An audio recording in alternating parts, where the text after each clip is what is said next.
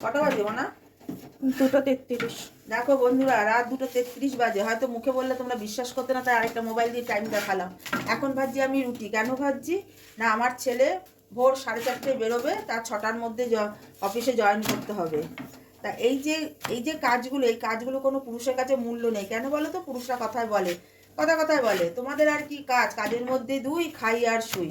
তা আমি সব পুরুষদের জন্য এবং সব বন্ধুদের জন্য বলি, এই কাজগুলো যদি আমরা সঠিক টাইমে সঠিকভাবে না করে দিই, তাহলে কি তোমরা ঠিক মতন করে তোমাদের নিজেদের জীবনটাকে চালাতে পারতে? দেখো বন্ধুরা, তাহলে কখন শোবো? আবার ভোরবেলা 7:30টার সময় যখন ছেলে অফিস যাবে, তখন আবার উঠতে হবে। শুধু ছেলের জন্য নয়, প্রত্যেক বাড়ির মহিলারাও তার স্বামী, হাজব্যান্ড বলো, শ্বশুর বলো, সন্তান বলো, সবার জন্য এগুলো করে। কিন্তু আমরা সঠিক সম্মান তাদের কাছে পাই না। কেন বলো তো? যেহেতু তারা পয়সাটা নিয়ে আসে, আমরা ঘরে এই কাজটা করি।